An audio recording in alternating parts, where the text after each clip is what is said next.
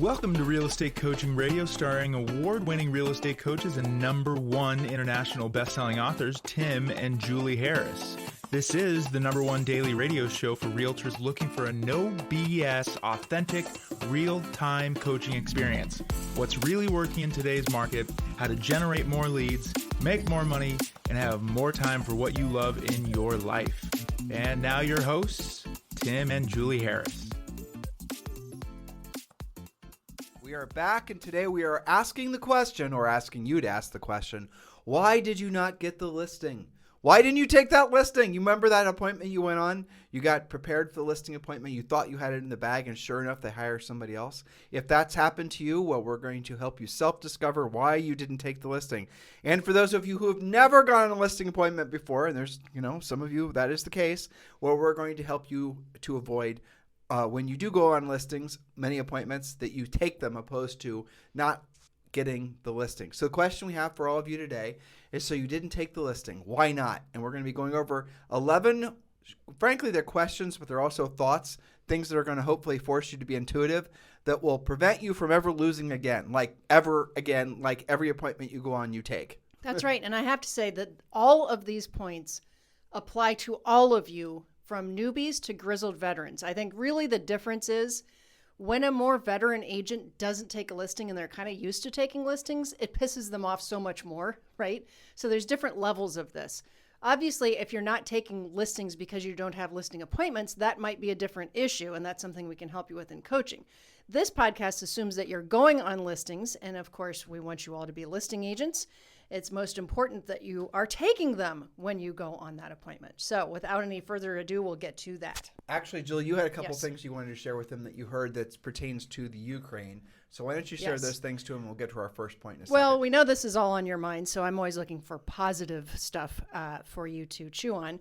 First one is related to housing. This comes from Airbnb. So that's, most of you guys know what that is. That's kind of like VRBO, Vacation Rental Properties, airbnb.org/help-Ukraine. So here's an interesting little development. People have gotten together and figured out that one of the best ways you can help actual Ukrainian homeowners, people who have, and first of all, yes, there's Airbnbs in the Ukraine. I didn't know that. And there's quite a few of them. Most of them range from $50 a night to like $200 or $300 a night. But what people have figured out to do, it's not that they're going to go sign up and stay in the Ukraine, right? It's that this is a way to transfer money immediately to homeowners. So you go there, you choose first available, you check out, and you immediately have given money to that homeowner. And this has become like a really huge thing. People all over the world are doing this. So that's kind of cool. That's amazing. Also, Airbnb itself has decided to help for free up to 100,000 refugees. So if you are an Airbnb owner, you can go there and sign up for that program and help those refugees. It's something they did for New Orleans and flooding and all kinds. It's a setup thing that's already existed.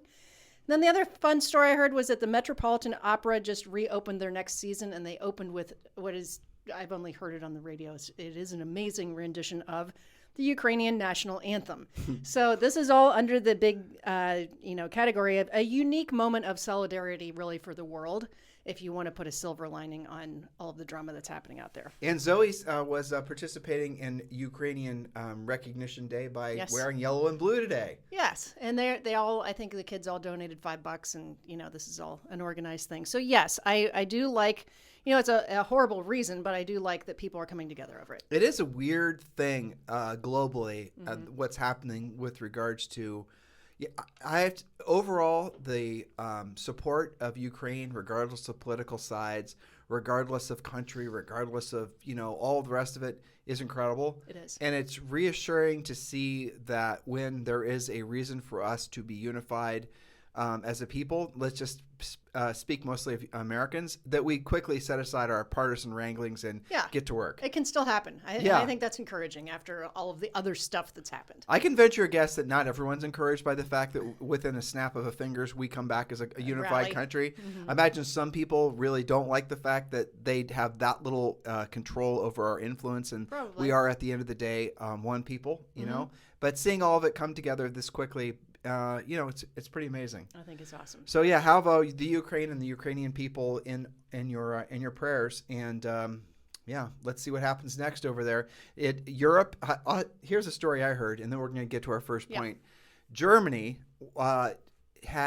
they were getting, I think, vast amounts of their oil and thus their gas, automotive fuel, and diesel and whatnot from the Ukraine. And within like 24 hours, they cut off all their imported fuel supplies. And Putin evidently had not bet that Western Europe in particular, would be willing to take a stand against Russia for fear of losing their gas, oil and gas access from Russia. Well, and I believe that they got between 30 and 50%. Most of the countries are getting a huge amount from basically all of Russia. it. And so Germany, which I think pretty much in Europe that all the other countries look up to Germany. Yes. And Germany essentially said no more Russian oil. And overnight their fuel prices doubled. And European fuel prices, if you guys have ever been to Europe before, are already extraordinary. Europeans pay a ton of money per gallon, but then a lot of it's going to taxes, just FYI. So ultimately, what the Germans in particular were willing to do is sacrifice for the sake of Eastern Europe in this particular example.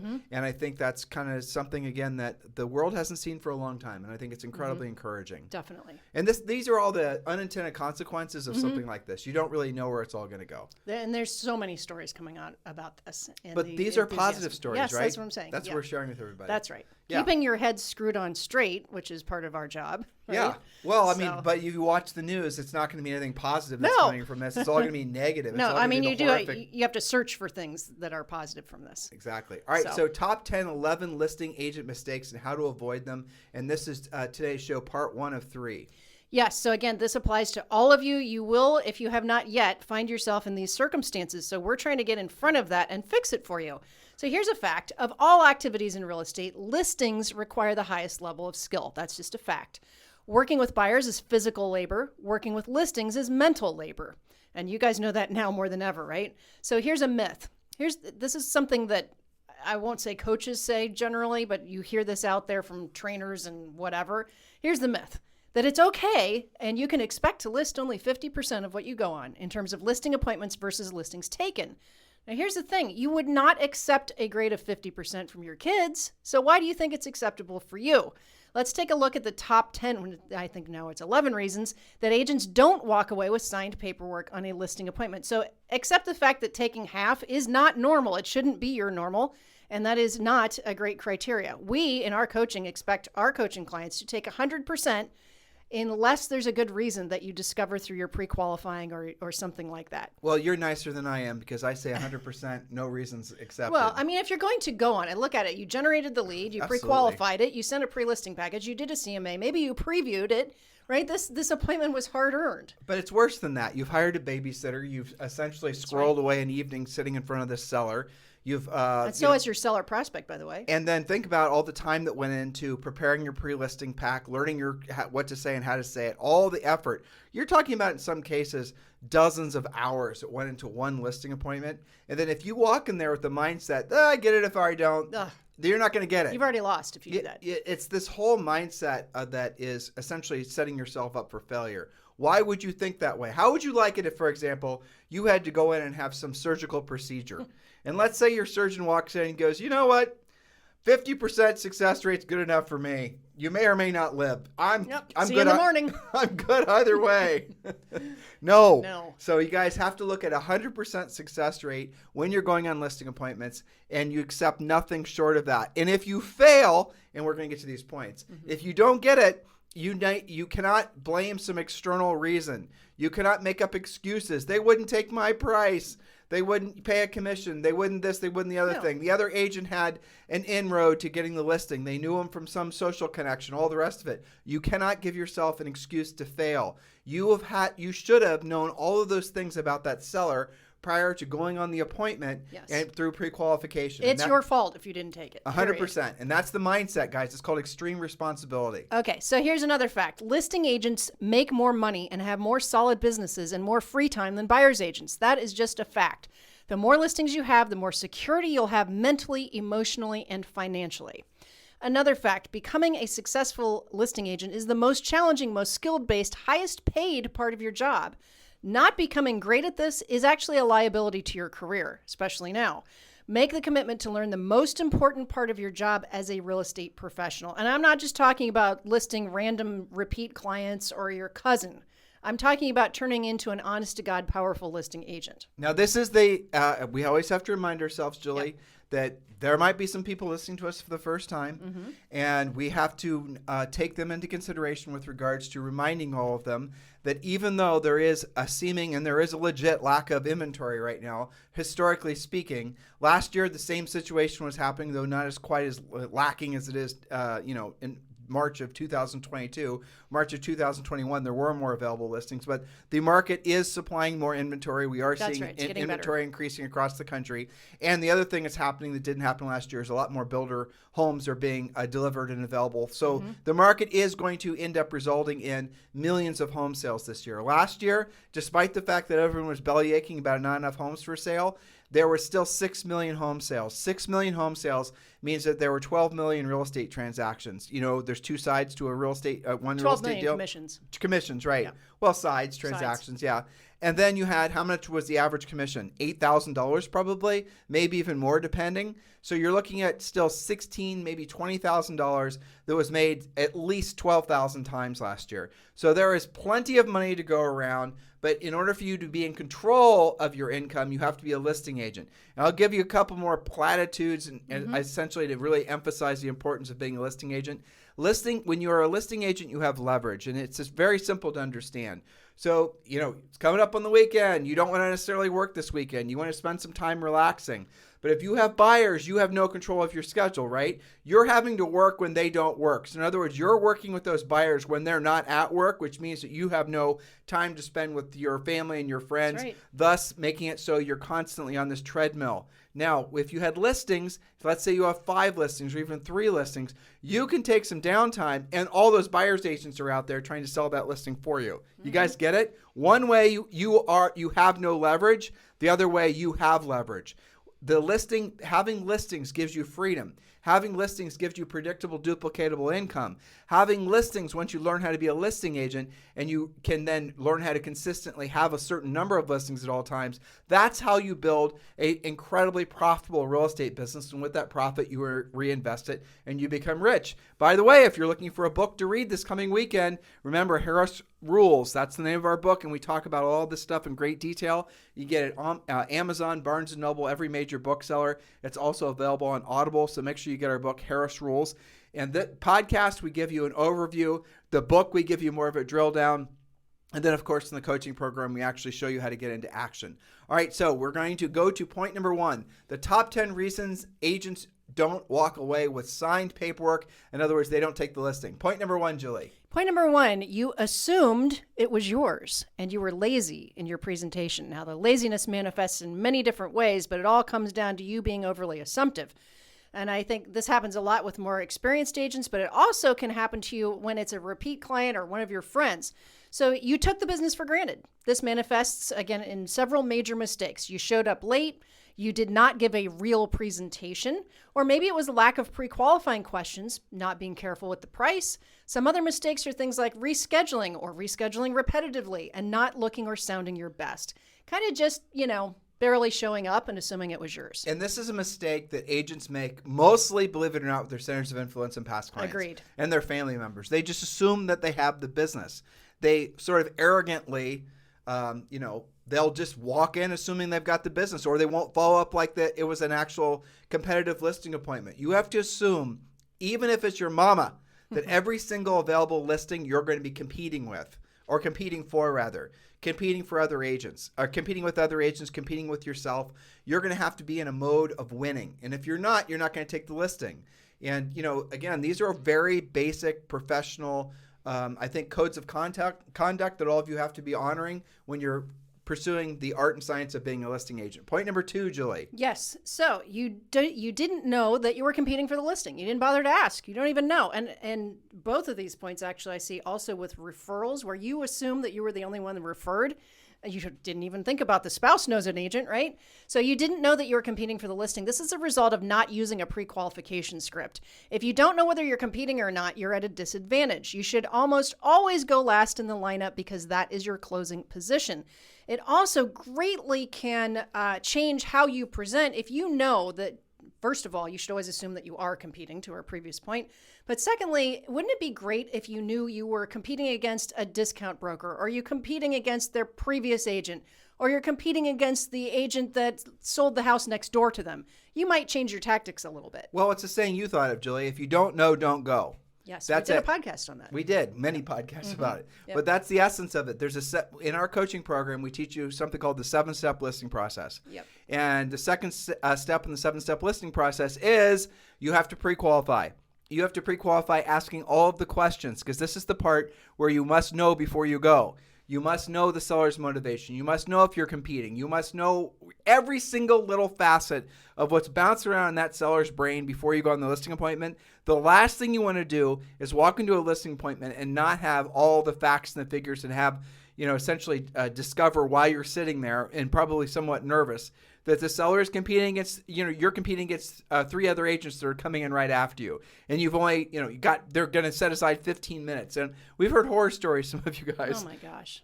Where you'll go on listing appointments and the seller will say you've got 20 minutes. And then sure enough, like 20 minutes later, there's a knock on the door and the next, supposed hypothetical listing agent is about to walk in.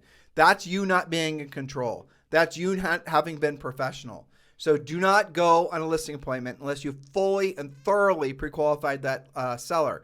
You want to know every single thought. And then Julie gave you a little tip there. Go last. Don't put yourself in a position where you're going to have to walk into the seller's house and then discover, because you didn't pre-qualify him or you didn't set it up so you were last, that they're going to say, well, you did a fantastic job, Julie. We love you. You're obviously, the best agent we've met so far, maybe the best agent on planet Earth, but we've already made an appointment with Sally down the street and she's coming tomorrow at 7, right? That is a difficult objection to overcome, but I will tell you how to overcome it right now. Mr. and Mrs. Seller, it's fantastic that it sounds like we're on the same page, that we'll be moving forward. And can I tell you what worries me about you interviewing Sally or having her come over, despite the fact that it seems like we're on the same page about price and what we're going to be doing to get the property sold? Well, sure. Well, so here's what happens. I don't know if you've taken this into consideration, Mr. Seller, but Sally, she's got 2 kids and she's going to have to hire a babysitter and she's going to maybe, have to spend a few hours at least preparing for this appointment. So she's going to really kind of, I think, for at least maybe a day, be focused on this appointment that you've already decided she's not going to take the listing. So you're having her come over and you feel like you're doing that as a courtesy. You're doing that because she's your neighbor and maybe you met her at a Thanksgiving party or whatever. But the reality of it is that you and we've already decided that we're moving forward together, it sounds like. And by having Sally over, and then when Sally discovers that she's not going to take the listing after she set aside all this time and made all this effort and maybe even, had her best outfit dry cleaned and spent money on a babysitter and all that, and then she doesn't take the listing, what we've done is we've made a potential enemy in the marketplace. Can I tell you why? And this is not the script, guys, but I wanted you to get the gist of it. I don't have the script in front of me, but if I did, you'd realize it was much more short and concise, but this is the essence of it. What we want to do instead, Mr. Seller, is let me call Sally, let me cancel the appointment with her, and then what we'll do is we're going to give her a first opportunity to bring her prospective buyers through. And then we're going to give her that time back. We're going to give her that potential dry cleaning money back. We're going to give her that evening back to spend with her family. And then we're going to say, Sally, if you have any potential buyers for this house, we're going to let you bring those buyers in first. You have first right for any prospective buyers in this property. So what we then do is we make an ally in the marketplace. We create a fan for your house opposed to creating a potential enemy. Oh, and by the way, Mr. Seller, you get your evening back as well. So if you'd like me to call Sally, I can just do that right now on the way back. So, and that sort of thing. And then you will be shocked. It will not happen every time that 50% of the time the sellers are going to agree. And I remember many times when Julie and I used that script when we were going on listing appointments where the seller, because what happens sometimes is you set an appointment, you confirm that you're last, and then somehow the seller decides to interview somebody else, or the other agent for some reason misses their appointment date and now they're last. But you then hit it off with the seller. You followed our 7-step listing process. You've delivered your pre-listing pack. The seller is absolutely positive you're the best agent for them for the job of selling their home. And there's no question, price, commission, net sheet, everything's perfect for them, but they still have this other appointment. They don't understand that essentially having another agent in really is an inconvenience to the other agent. And you guys know it as well as I do. When you go on a listing appointment, if you've gone on one and you've not taken it, you don't really have many warm and fuzzy thoughts about that seller, let alone the agent who beat you in the listing, right? So this isn't a way for the other agent to save face, the other agent to get the time back, and also for the seller to feel like, well, you know what, I'm seeming like I'm going to keep Sally as a friend when I see her at the grocery store or wherever, at church. I don't necessarily have to turn the other way because I didn't reject her, you see. That's right. You're keeping the peace while still closing, right? And most of the time, the seller's just keeping that appointment out of obligation. You know, they don't want to be the one that cancels. Right. Maybe they had some kind of connection to that person. It's not this big thing. And usually, I remember when we did that, and usually, you said it's not 100% of the time, but usually they would have a big sigh of relief. They'd be like, oh, God, I know, do you totally. mind? They'd be like, are you sure? You don't mind doing that call, right? Then you'd be like, sure, it'd be my pleasure to do that. And they're like, oh, thank you. Now, but that said, if I'm just being completely transparent here, when that would happen in some of our markets where we are hyper competitive with a couple other agents, Sure. and we would talk the seller out of interviewing that other agent, that I enjoyed that call.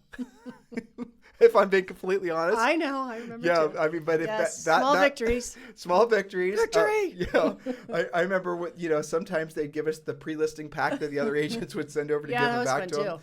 Yeah, but I mean, at the end of the day, guys, these are scripts. This is techniques. Remember, Julie said, working with buyers is physical labor, working with sellers is mental labor.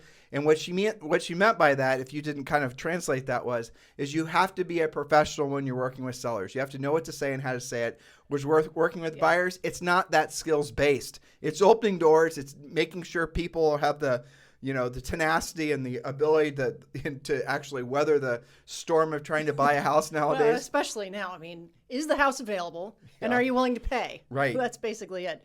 So, okay. Now, point number 3, also related to pre-qualification, by the way. Point number 3, you didn't know what price the seller had in mind before you showed up. Now, this does not mean that they are right about the price, although they may be. But you should know what's going on in their pricing brain before you present your comparative market analysis. Sometimes sellers know about private sales that may be affecting pricing, especially now where there's a lot of private deals and there's, pocket listings, even though you're not supposed to have those, they do exist. They may have information on a home in probate, a relocation, any number of reasons. So if you don't ask, you're at a huge advantage. So part of the huge disadvantage, rather. So, when we meet, what price do you have in mind? The script this is in our pre-qualification script. And again, this is Julie's question. If they kind of brush that off and they say, for example, well, that's why I'm having you over. Predictable. So I'll give you guys a little psychological background on that particular response from a seller. Is that when they say that, almost always that's a red flag that they think that there's a chance that the price that they're thinking of pricing it at is more than the market. And so they don't want to be called out on it. That's very true. When you have a seller push back on telling you what they think the price is, 99.9% of the time it's because their greedy bone's been tickled, and that's perfectly that's normal. Fine. That's normal. their prerogative. Yeah. But here's a secondary way of asking it. Yes, Mr. Seller, you're right. It is my job to help you put a price in the house. But when I'm spending the 2 or 3 hours to do the CMA and doing a really great job for you, what houses have you seen that maybe you've been in? Maybe there were open houses. Maybe there are houses for sale when you bought your house. Maybe you went over to a Christmas party or whatever. What houses have you seen in your neighborhood that you thought were closest to yours? Which have recently sold. Recently, you can even push that back a little bit, but really the most recent comps are the better ones. Yep. And then they're going to say, well, the house down the street. And you better have your MLS open and you better be looking at what they're talking about. Oh, so you're talking about 123 Fern Street. How did that one compare to yours? And then they'll say, well, that one had a bigger backyard, but it was 500 square feet less. And so what you'll quickly discover is there is not a seller on the face of the earth that has not spent a hell of a lot of time on Zillow, on Realtor.com doing their own comps. They have comps in their head. For sure, don't believe that they don't. Exactly. And if they hold that information back from you, that is a red flag. And again, in this market, overpricing, frankly, not a big deal. No. But that is going to be a red flag that they are thinking about a price higher than what the market might be telling them. And we're not saying don't take the listing if it's overpriced. Take the damn listing. That's going to be one of the points we're going to talk about on our next podcast. Yes, but the script embedded in the pre-qualification script, where we're pulling that out of them, that works so well. It's so predictable because they'll always say, well, that's why I'm having you over. Always. Nearly always, right? Yeah. Okay, and so by using the which home or homes in the area which have recently sold are most similar to yours, we all know sellers want to say, Yeah, but my house is better. Yeah, they're going to pick. It's bait. They're going to pick the high water comps, basically. Of course. But then they'll at least just shown, and then you can ask questions. Okay, I know that property. That's the one with the, the view of the river or whatever it is. And I see yours is also on the riverside, so that's a good comparable for yours. I agree. Did you go to that house? No, they just drove by it. They only know it from the pictures in the MLS. All right, well, then they've told you that that's a comp for the house. And let's say... At least in their head. In their head. So that, right, exactly. Now you know what they're thinking. And if you can get a couple more data points out of them, here's what'll happen. Well, and so that one sold for $1 million. And then, keep them talking, and they're going to say, well, then there's the other one across the way. Analytical people are best for this because analytical people are going to have a spreadsheet, a literal spreadsheet of comps, usually. We went on many appointments with that. They did. And again, this is another point we're going to talk about. Mm-hmm. Make sure you know how to do a real CMA. Because if you walk into a seller's house and the CMA that the seller did is better than your CMA, you're not getting that damn listing 100% of the time. You're going to have to out CMA the most analytical seller out there. And again, this is going back to why being a listing agent is skills-based, which also circles back to why many of you aren't listing agents because you have yet to learn the skills. But let's go back to the example where you're trying to pull information out of the seller what they think their comps are. So they're going to give you another comp, and maybe if you're lucky, you're going to get a third comp. All right. Then you have a range. So the seller's giving you 3 comps. Let's say the high water mark was 1.3. The lowest one was 1.1. So you just simply say, so Mr. Seller, it sounds like you think your house is worth somewhere between 1.1 and 1.3. And then they'll say yes, no, maybe so. And then you move forward. But at least you know. Why is that important? If you do not know, do not go. When you pre-qualify a seller and ask all these questions and you know everything, now you really know everything because you know what they think the house is worth. How can you lose? You're trying to avoid being surprised so that you have to tap dance some way at your appointment, which freaks all of you guys out naturally. And then they throw another objection at you, and now you're toast. And now you're trying to talk your way out of it, and you've been there 2.5 hours, and they can't wait to shove you out the door. Exactly. And we made those mistakes, too, when we got in real estate. That's how we know. That's how we know. A seller wants you in the house maximum about 30 minutes. If you're longer than that, you probably aren't going to get the listing. Well, so spend more time up front before you get there, so you can spend less time when you're actually there, okay, and not be really surprised. The other thing is, in today's market is much more forgiving. And I think agents that have been around for 5 to 10 years. Forgiving to price, condition, or location. That's right. That's right. And so what we're talking to you about now in today's conditions could change if we get more inventory and more competition. But the reason that I mention this is even if the seller is a little bit high, we have lots of examples of by the time you get it all spruced up, listed and out there, you have a high likelihood of getting it. Most of you guys know that right now. But to the original point here, it doesn't mean that they're always right about price, but at least you're going to find out where they came up with their price. When you dig deeper in your comps, maybe they were all on the river, but you find out that one house was 1,000 square feet bigger. Well, not every seller is going to naturally think that, but you've got to have that basis to be able to explain where you're coming from. And lo and behold, you will discover again in a crazy market like what we're experiencing now, a historically unique market, you will sometimes find that the sellers are actually thinking their houses are worth less than what they're actually worth. A strange byproduct of today's market. Which, yes. By the way, in the normal real estate world, never happens. But the most salient example of that are unrepresented sellers for sale by owners, which the world is rampant with right now, by the way. They oftentimes will list with you guys and you'll get a higher price. So, I always think in my coach's brain, like, how many conversations in today's market do they not have to deal with? Pricing, really in-depth pricing and having to go toe-to-toe with why you've got to, be reasonable about price. You don't really have to do that much right now. Whether, how many days on the market it's going to take, what happens if it takes 6 months to sell your house? Most of the time, you guys aren't dealing with this stuff. So that's a blessing in what you're dealing with. So some of you are listening to Julie and I talk a little bit about the skills necessary to be a powerful listing agent, and you are feeling overwhelmed. Well, do not let the overwhelmed emotion cause you not to take action. Otherwise, the chances of you staying in this business longer or long term are greatly reduced to almost zero. Yeah. The simple fact is there's a great wipeout that's going to be happening, frankly, to many agents who have been only buyer's agents. The market that we're going to be entering into for buyer's agents, it already is really challenging. Well, you're going to see it even become more challenging. Become a listing agent. So before, at the top of the show today, we talked about the fact that last year there were 6 million home sales, not including new construction, which equates to at least 12 million real estate transactions or sides, right? There's 2 sides to each real estate transaction or sale. Okay, hopefully some of you are not confused. But here's the thing.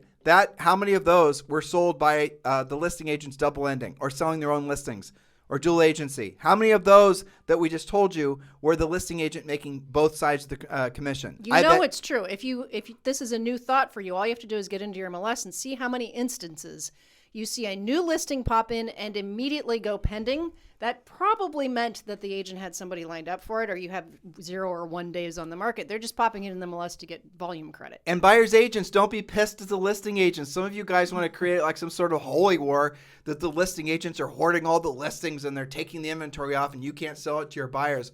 Well, yeah. Be pissed at yourself for not being the listing agent. Exactly. The only solution is not to complain and try to pass more regulations and get your MLS to, all the rest of it. The only solution is for you to become a listing agent. That's it. So put all your best energies to becoming a listing agent immediately. No more delay. And we made it very easy for you. If you guys would like to become listing agents, join our coaching program. That is the primary focus of Premier Coaching. Text the word Premier to 47372. Text the word Premier to 47372. And you can join Premier Coaching depending on what path you choose for around $100 a month. And yes, you will be entitled to a daily semi-private coaching call with one of our Harris certified trained coaches. So text the word Premier to 47372 and you get our complete system. This is not a system where we're going to hold back anything. You get the scripts, the objection handlers, you get our complete real estate systems. You get our exclusive list of affiliates, companies that we will refer to you guys and that you often get discounts for using, for example, getting your expireds, you're getting your for sale by owners, you're getting your notice of defaults, or getting your, all the different sources of listing leads that we teach you guys how to pursue. All that information is included when you join Premier Coaching. So just text the word Premier to 47372. Text the word Premier to 47372. Remember, message and data rates may apply. So you guys have a fantastic weekend. I am going to leave you with this one thought. It is March 4th. Now, I know a lot of you listen to our podcast and replay, so don't worry about the fact that it is March 4th and you're listening to us in a different day or month. The information is still relevant.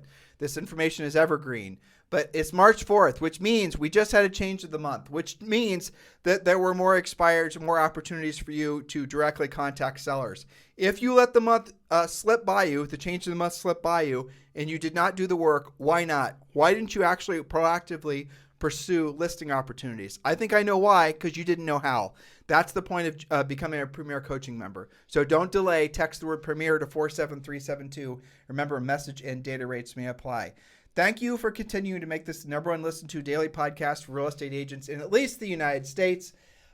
Prayers for everyone having obviously horrible experiences over in the Ukraine, but be blessed by the upsides, the things that are happening as a result of this.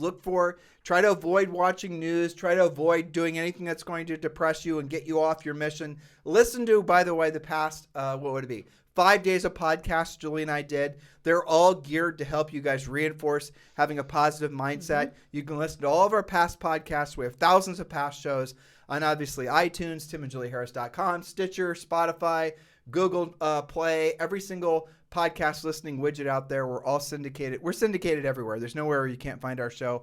And if you are on iTunes, please do remember to give us a 5-star review, or if you're listening to us on YouTube. Please subscribe. Yep. We certainly appreciate your continued support. You guys have a fantastic day. Listen to our podcast anytime. Like I said, we have thousands of past shows waiting for you to listen to. Have a fantastic day.